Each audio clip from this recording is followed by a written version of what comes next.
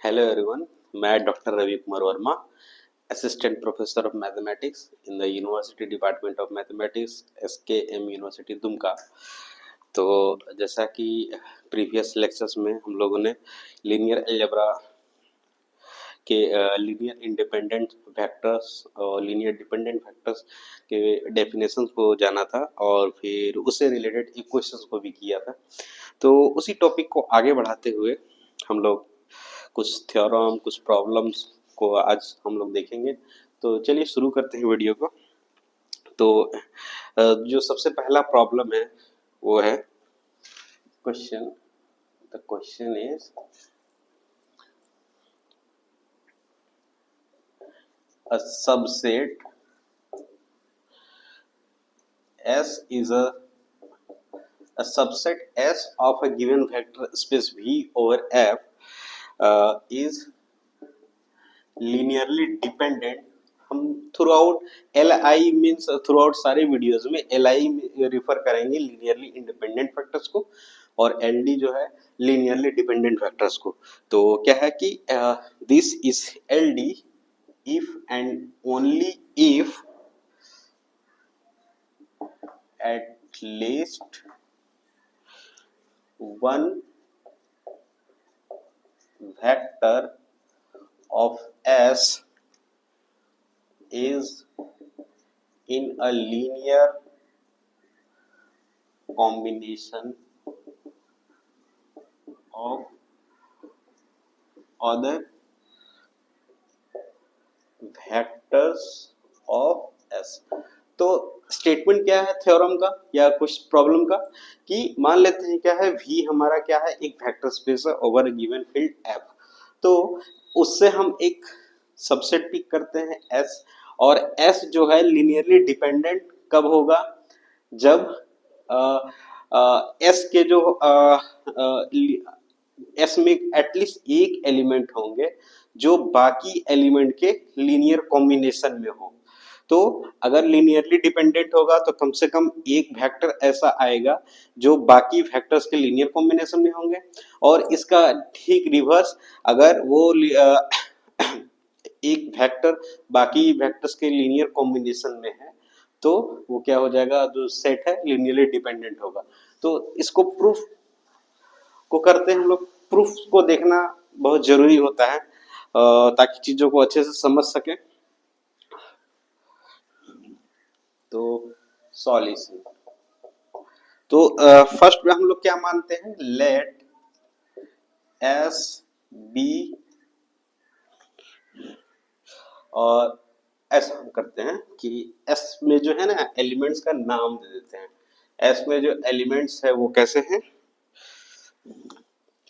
New one nu two nu three and so on nu n ये सब S के elements हैं। ठीक है तो इज लीनियरली डिपेंडेंट। ठीक है तो हम लोग क्या करते हैं सपोज कर लिए क्या कि S जो subset of V over F है वो लीनियरली डिपेंडेंट है और इसको एज्यूम करके हम प्रूफ क्या कर देंगे कि इसमें से कोई एक ऐसा कम से कम एक एलिमेंट है जो बाकी एलिमेंट्स के लीनियर कॉम्बिनेशन में है। ठीक है तो let lambda i is not equal to 0 या लैम्डा जे हम ले लेते हैं lambda j for some lambda j belonging to field. मान लेते हैं कि आप फील्ड्स के जो एलिमेंट्स है वो कैसे हैं lambda 1 lambda 2 lambda 3 and so on lambda n इस तरह के फॉर्म में है। ठीक है तो उनमें से मान लेते हैं क्या कि कोई एक ऐसा लैम्डा है या लैम्डा जे है जो नॉन जीरो है वो फील्ड का भी एलिमेंट है। ठीक है एंड अब देखो क्या करते हैं lambda one plus lambda nu two plus and so on plus lambda j nu j plus and so on plus lambda n nu n is equal to 0। ठीक है, ऐसा हम सपोज करते हैं। अब हम लोगों ने चूंकि क्या माना था, lambda j is not equal to 0। ठीक है, अब इसको क्या करते हैं, lambda j nu j is equal to, बाकी एलिमेंट्स को राइट की ओर लेके चलते हैं। Lambda 1 nu 1 minus lambda 2 nu 2 minus and so on, कहाँ तक होगा, minus lambda j minus 1 nu j minus 1, फिर इसके इसका जो अगला एलिमेंट हो जाएगा कौन सा, lambda j plus 1 nu j plus 1, क्योंकि लैम्डा जे न्यू जे क्या है, ये तो इधर आ गया, सॉरी माइनस होगा, lambda j plus 1 nu j plus 1 plus and so on plus lambda n minus lambda n nu N. अब देखो नेक्स्ट क्या है कि अब लैम्डा जे क्या सपोज किया होता हम लोगों ने कि ये नॉन जीरो है। अब और साथ ही साथ क्या है कि लैम्डा जो है फील्ड का एलिमेंट है। अगर ये फील्ड का एलिमेंट है तो bye the definition of field every non zero elements of the field has its multiplicative inverse. Since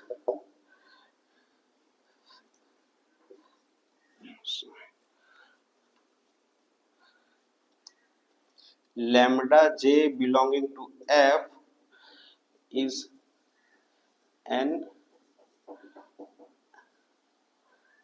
element of a field which is non zero। तो अगर ये फील्ड का एलिमेंट है तो क्या होगा इस केस में कि इसके पास ये इसका मल्टीप्लिकेटिव इनवर्स एग्जिस्ट करेगा। This implies lambda j inverse exist such that lambda j inverse is equal to 1। या आइडेंटिटी, अगर ये फील्ड अगर आर्बिट्ररी है तो क्या हो, अगर फाइनाइट फील्ड है, इनफाइनाइट फील्ड है, कोई भी फील्ड है तो इन जनरल इसको हम यहाँ पे आइडेंटिटी भी लिख सकते हैं। या तो अब क्या करेंगे, इक्वेशन जो 1 है हमारा, इसमें हम क्या करेंगे, मल्टीप्लाई करेंगे लैम्डा जे से बोथ साइड। तो ये क्या हो जाएगा, ये लैम्डा जे से मल्टीप्लाई करने पे lambda j into lambda j inverse means क्या हो जाएगा, identity lambda j inverse lambda j nu j equal to minus lambda 1 by lambda j लिख सकते हैं ना, nu 1 minus lambda 2 lambda j nu 2 minus and so on minus lambda j minus 1 upon lambda j nu j minus 1 minus lambda j plus 1 upon lambda j nu j plus 1 minus and so on lambda n upon lambda j nu n. कुछ ऐसा हो गया। अब देखो ये क्या हो जाएगा, आइडेंटिटी, और आइडेंटिटी को किसी वेक्टर से मल्टीप्लाई करेंगे तो क्या हो जाएगा, उस पर कोई फर्क नहीं पड़ेगा। तो ये क्या हो गया, nu j is equal to minus lambda 1 upon lambda j nu 1 minus lambda 2 upon lambda j nu 2 minus and so on minus lambda j minus 1 upon lambda j nu j minus 1 minus lambda j plus 1 upon lambda j nu j plus 1 minus and so on lambda n upon lambda j into nu n. तो क्या हुआ, हम लोग लेके चले क्या कि S क्या है, लीनियरली डिपेंडेंट सेट है। ठीक है, और जो और हम लोगों ने सपोज किया है कि चलो ठीक है, अगर लीनियरली डिपेंडेंट सेट है तो क्या होगा, एटलीस्ट ये इक्वेशन को होल्ड करेगा। मान लिया जाए कि ये हमारा इक्वेशन स्टार है, ये इक्वेशन को होल्ड करेगा, लेकिन इसमें से कम एक एलिमेंट तो नॉन जीरो होगा ही होगा, क्योंकि by the definition of linear dependent, linearly independent set क्या होता है, if this equation satisfy if and only if each of lambda i is equal to 0। तो ये लीनियरली इंडिपेंडेंट सेट तो है नहीं, ये क्या है, लीनियरली डिपेंडेंट सेट है। तो इसका मतलब क्या होगा, कम से कम एक लैम्डा जे इसका क्या होगा, नॉन जीरो होगा, जो इस इक्वेशन को सेटिस्फाई करेगा। तो इसलिए हम लोगों ने माना क्या, let that non zero element be the lambda j is not equal to zero for some lambda j. ये जो यहाँ तक जो ये वाला और ये वाला जो हम लोगों ने लिखा है, वो bye the definition of linearly dependent subset of A given vector space. ठीक है। तो अब देखो नेक्स्ट स्टेप में क्या किए कि फील्ड का जो नॉन जीरो एलिमेंट का जो प्रॉपर्टी होता है वो हम लोग अप्लाई कर दिए। वो अप्लाई करने के बाद क्या मिला हम लोग को, nu j equal to this. अब देखो क्या है न्यू जे, क्या है इसमें ये क्या है, linear combination with other elements of the given set. ये और जो एलिमेंट्स है न्यू वन न्यू टू, जिसमें बस जो यहाँ कहीं अगर न्यू जे है, बीच में ही कहीं न्यू जे है ना, तो न्यू जे क्या हो रहा है, ये बाकी एलिमेंट्स के लीनियर कॉम्बिनेशन में आ रहा है। दैट मीन्स ये स्टेटमेंट एक साइड से प्रूव हो गया। ठीक है,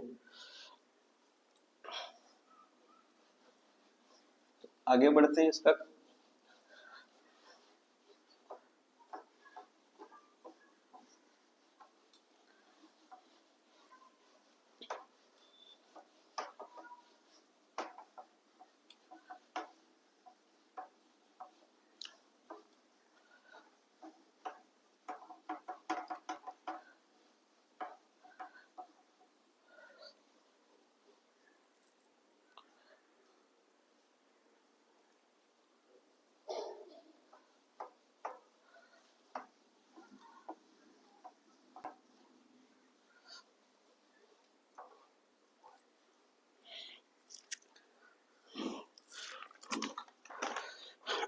कन्वर्सली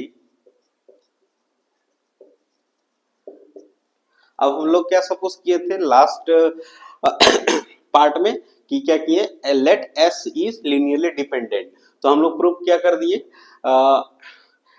एस में जो कोई एटलीस्ट एक एलिमेंट है जो बाकी एलिमेंट के लीनियर कॉम्बिनेशन में है।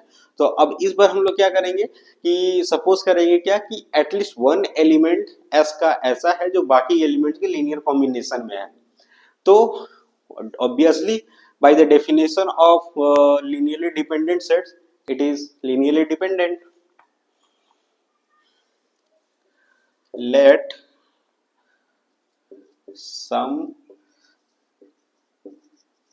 element of S is in a linear combination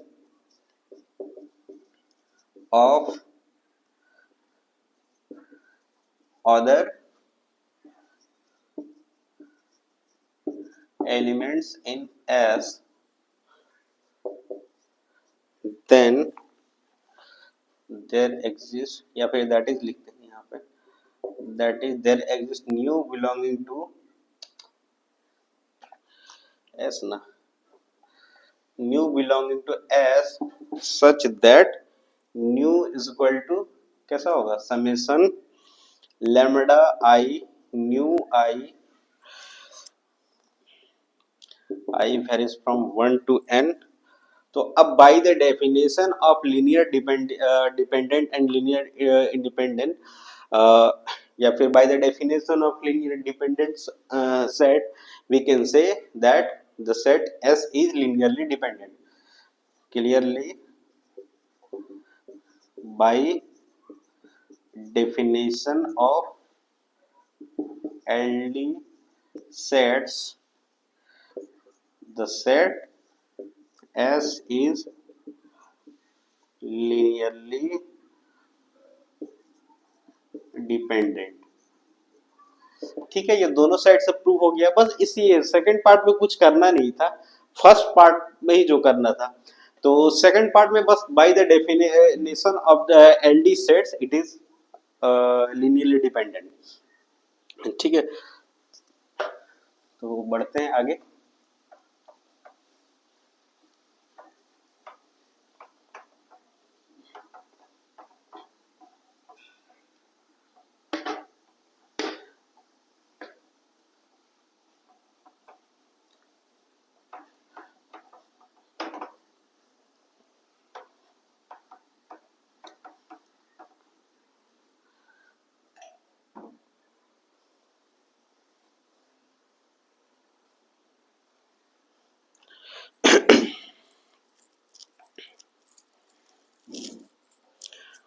जो नेक्स्ट क्वेश्चन है, question let S is a subset of V over F। अब हम लोग क्या करते हैं, एक ऐसा सबसेट है S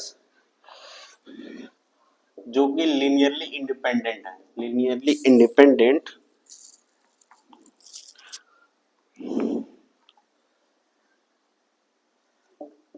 subset of V over F such that and अब एक एलिमेंट ऐसा लेते हैं न्यू जो कि वेक्टर का एलिमेंट है, such that nu does not belonging to linear span of S. Linear span का डेफिनेशन हम लोग प्रीवियस लेक्चर्स में पढ़ चुके हैं। तो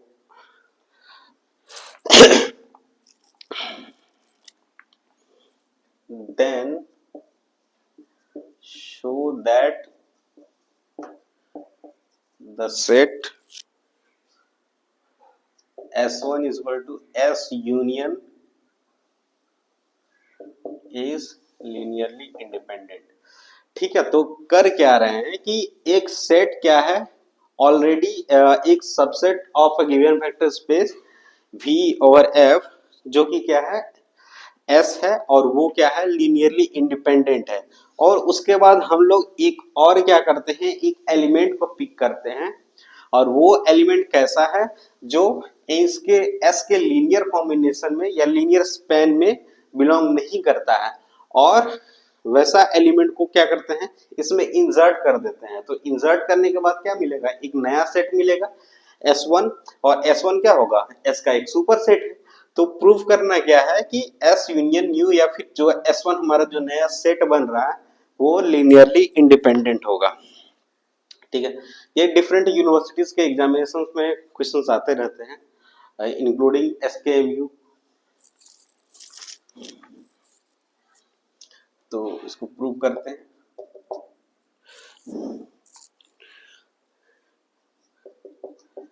given that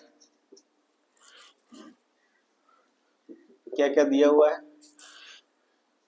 S is subset of V such that S is Li, और दूसरा क्या दिया गया है, nu belonging to V such that न्यू does not belonging to linear span of S। दो चीजें दिया हुआ है।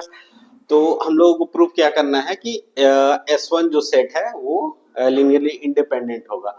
तो ठीक है, हम लोगों को प्रूफ करना है लीनियरली इंडिपेंडेंट है। तो मान लेते हैं कि जबरदस्ती की जो S1 सेट है वो लीनियरली डिपेंडेंट है। अगर लीनियरली डिपेंडेंट सपोज किए हुए हैं, और फिर उसके बाद क्या कि कोई एक कॉन्ट्राडिक्शन अगर हमें मिल जाता है तो कहेंगे ना कि नहीं हमारा एजम्पशन गलत था। तो जब एजम्पशन गलत था तो क्या होगा, ये तो लीनियरली इंडिपेंडेंट सेट हो जाएगा। तो let if possible that S1 is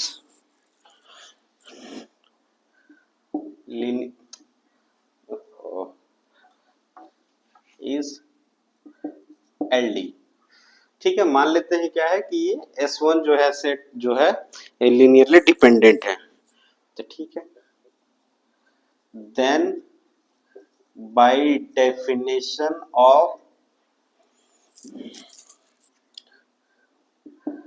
LD there exists A1, A2 and so on AN belonging to F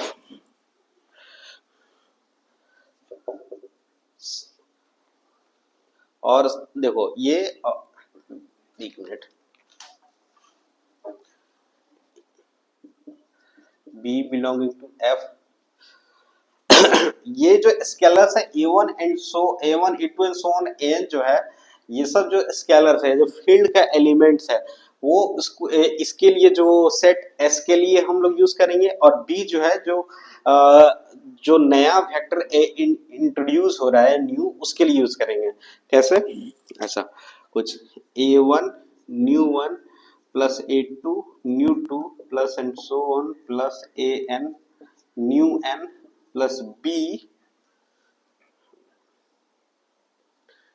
new is equal to 0। ठीक है, हम लोग क्या सपोज करते हैं कि ये जो सेट जो नया सेट है सुपर सेट ऑफ एस वो क्या है, लीनियरली डिपेंडेंट है। ठीक है, अगर लीनियरली डिपेंडेंट होगा तो क्या होगा, कम से कम लीनियर डिपेंडेंट होगा तो क्या होगा, देयर एग्जिस्ट कुछ स्केलर्स एग्जिस्ट करेंगे, a one a two and so on n, और बी भी स्केलर्स ही है, मतलब फील्ड का ही एलिमेंट है। तो such that a one nu one plus a two nu two plus and so on plus n nu one plus b nu equal to 0, और जिसमें से क्या एटलीस्ट वन जो है नॉन जीरो होंगे, कम से कम इसमें क्या होंगे, एटलीस्ट वन एलिमेंट जो है नॉन जीरो होंगे। ठीक है, तो अब देखो by the definition of linearly independency of the set S, तो each of a one a two और एन क्या होगा। अच्छा पहले दो केस लेके चलते हैं। Case one, when b is not equal to 0। अब b जब 0 नहीं होगा तो क्या होगा, इसका फिर से एक जो अभी हम लोग प्रीवियस थ्योरम में यूज किए थे ना, क्या यूज किए थे, अगर b या लैम्डा j अगर नॉन जीरो एलिमेंट है किसी फील्ड का तो उसका क्या होगा, मल्टीप्लिकेटिव इनवर्स एग्जिस्ट करेगा। तो वही वाला चीज जो है हम लोग यूज करेंगे इसमें। देन तो अब ये मान लेते हैं इक्वेशन वन है, then equation one becomes b nu equal to, इसको ऐसा लिख सकते हैं ना, minus A one nu one minus A two nu two minus and so on minus A N nu N. अब देखो फिर से हम क्या करेंगे, b इनवर्स से दोनों तरफ मल्टीप्लाई कर देंगे। क्यों, क्योंकि b नॉन जीरो है और ये एलिमेंट क्या है, फील्ड का एलिमेंट है, तो इसका मल्टीप्लिकेटिव इनवर्स एग्जिस्ट करेगा ही करेगा। तो then this implies nu equal to minus A one upon B nu one minus A two upon nu sorry B nu two minus and so minus A N upon B nu N. B inverse exist as F is field. ठीक है,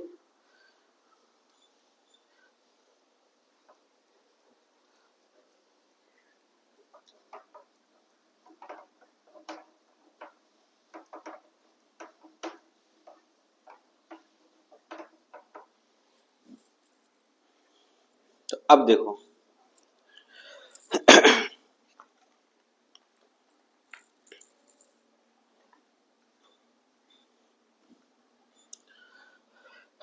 अब देखो new जो elements हमारा मिला, ये कैसा जो कैसा एलिमेंट मिल रहा है, न्यू ऐसा है कि जो बाकी एलिमेंट्स जो है nu one nu two and so on nu N, जो उसके लीनियर कॉम्बिनेशन में लिख सकते हैं। That is nu is in linear combination of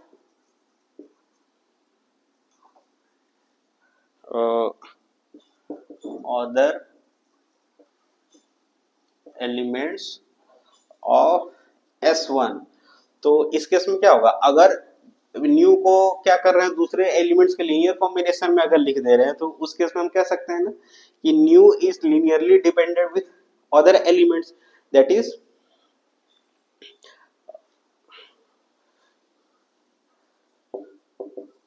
which gives a contradiction।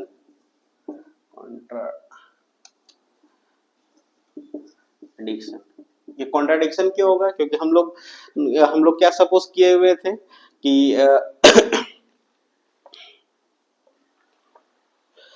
Sorry हाँ हम लोग को के पास क्या दिया गया है कि nu does not belonging to LS. अगर न्यू जो है एलिमेंट क्या है कि बाकी एलिमेंट्स के लीनियर कॉम्बिनेशन में है,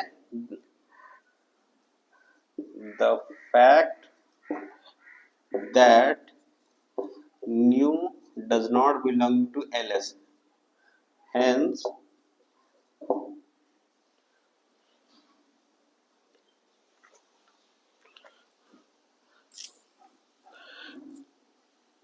कह सकते हैं S1 is linearly independent। ठीक है, एक केस के लिए हम लोग प्रूव कर दिए कि क्या, अगर बी नॉन जीरो होगा तो क्या होगा, ये सेट क्या होगा, S1 लिनियरली इंडिपेंडेंट होगा। क्यों? क्योंकि हम लोग मान के चले क्या कि ठीक है लिनियरली ये S1 क्या है, लिनियरली डिपेंडेंट है, लिनियरली डिपेंडेंट है। तो अब और उसमें दो केस ले रहे हैं, पहला केस क्या है, बी नॉन जीरो है, और उस केस में हम लोग प्रूव कर दिए क्या, न्यू जो है इसको न्यू जो एलिमेंट्स है वो बाकी एलिमेंट्स के लीनियर कॉम्बिनेशन के फॉर्म में लिख दिए। तो इस केस में क्या हो गया कि अगर बाकी एलिमेंट्स के लीनियर कॉम्बिनेशन में लिख दिए, इसका मतलब क्या हो रहा है कि ये वाला स्टेटमेंट फॉल्स है। क्यों फॉल्स है? क्योंकि अगर ये अगर बाकी इसमें क्या कह रहा है, nu does not belonging to the linear span of S, लेकिन हम लोगों ने क्या प्रूव कर दिया कि nu belonging to the linear span of S. तो ये एक कॉन्ट्रडिक्शन दे रहा है ना, तो हेंस तो इस केस में क्या हो जाएगा, S1 is linearly independent.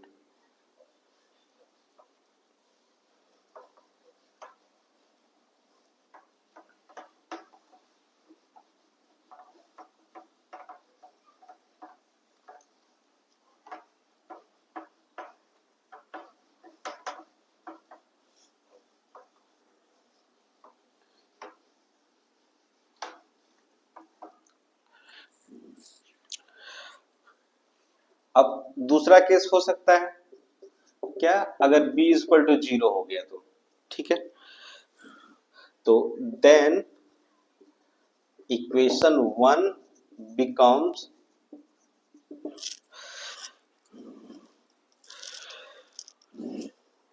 a1 new 1 plus a2 new 2 plus and so on plus an new n plus 0 into new is equal to 0, that is a1 new 1 plus a2 new 2 plus and so on plus n new n is equal to 0।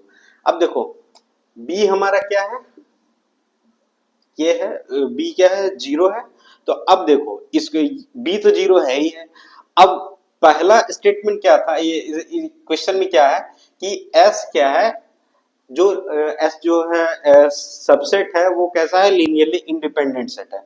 अगर ये linearly independent set है तो bye the definition of linearly independent sets a1 new1 plus a2 new2 plus and so on n new n is equal to 0 if and only if each ai is equal to 0 means but s is li, therefore इसका हम नाम दे देते हैं 2, each ai in 2 are 0, hence each ai सारे क्या है, 0 है, और b भी 0 है, ai is equal to 0, b is equal to 0, मतलब सारे के सारे कोफिशिएंट्स क्या हो गए, 0 हो गए। तो दिस इंप्लाइज क्या होगा कि बाय द डेफिनेशन ऑफ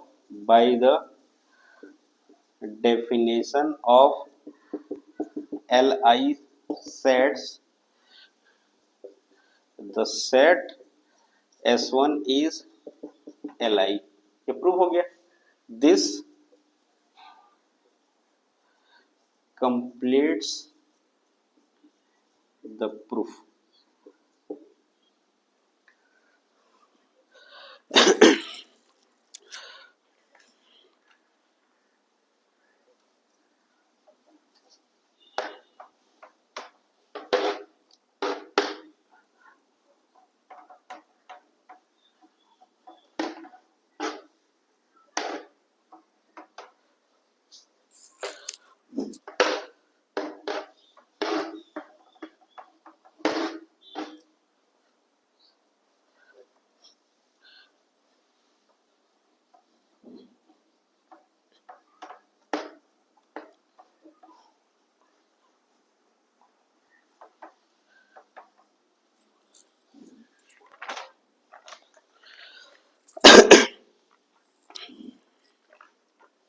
तो कुछ इससे रिलेटेड प्रॉब्लम्स को देखते हैं लीनियरली इंडिपेंडेंट सेट से रिलेटेड।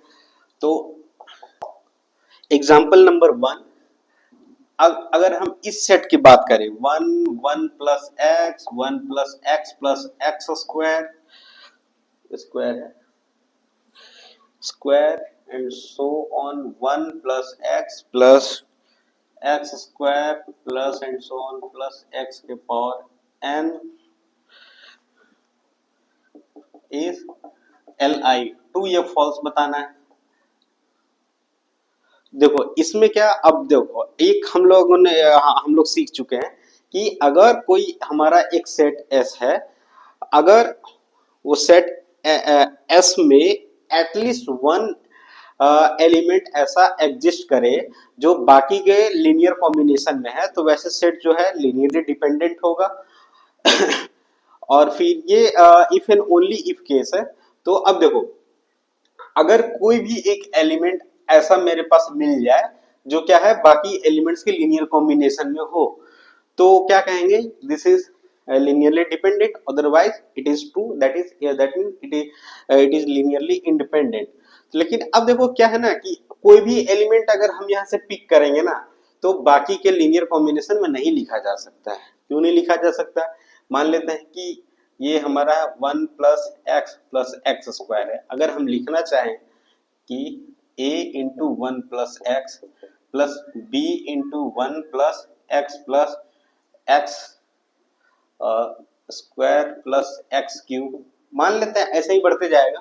तो दो केस होगा, इधर ए क्या होगा, ये सब क्या है, फील्ड ए बी क्या है, फील्ड का एलिमेंट है।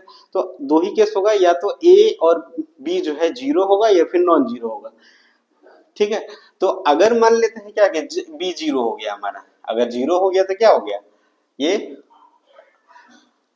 If B is equal to zero, तो ये कैसा बन जाएगा 1 + x square is equal to 8 times 1 + x। अब देखो ये जो पॉलिनोमियल है उसकी डिग्री कितनी है, 2 है, लेकिन ये जो पॉलिनोमियल है इसका डिग्री कितना है, 1 है। तो ये जो है this is not equal to zero, मतलब ये जो है दोनों इक्वल हो ही नहीं सकता है किसी भी केस में। मतलब क्या, कोई भी एक ऐसा स्केलर जो है, कोई भी pair of scalar A B ऐसा हमें नहीं मिल सकता है जो इस इक्वेशन को सेटिस्फाई करे। वैसे ही अगर हम चाहें c into 1 + x square plus x cube plus x के पावर 4 अगर बढ़ाते भी चले जाएंगे तो कभी भी ये इक्वेशन को होल्ड नहीं करेगा। तो इसलिए हम क्या कहेंगे, no one vector elements in S, मतलब अगर इसका नाम अगर S है तो no one elements in S is in linear combination with the other elements of S, hence ये क्या होगा, this is always linearly independent। और हम लोग ऐसा कह सकते हैं कि in general, अच्छा तो ये क्या हो जाएगा, ट्रू हो जाएगा। तो अब दूसरा सेट जो है वैसा ही क्या है, 1 का whole square and so on x-1 के पावर n। ठीक है, इज ये भी li हो जाएगा क्योंकि हर एक पॉलिनोमियल्स का जो डिग्री है वो डिफरेंट डिफरेंट है। इन जनरल मान लेते हैं क्या कि Pn over R be a vector space, और फिर उससे हम लोग एक सबसेट बनाते हैं एस, मान लो उसमें जो एलिमेंट्स है वो पॉलिनोमियल्स फॉर्म में है, और जो सारे एलिमेंट्स का जो डिग्री है अगर डिफरेंट डिफरेंट हो, तो वैसे केसेस में वो लीनियरली डिपेंडेंट कभी नहीं हो सकता है। वैसे केस में वो जो सेट होगा वो हमेशा क्या होगा, linearly independent.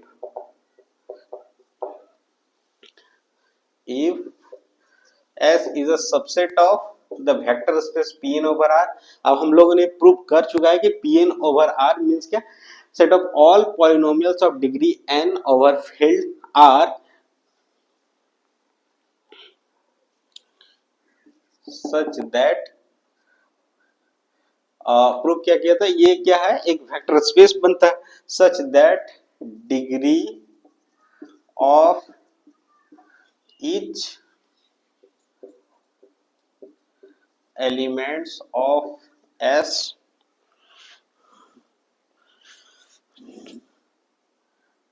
are different, then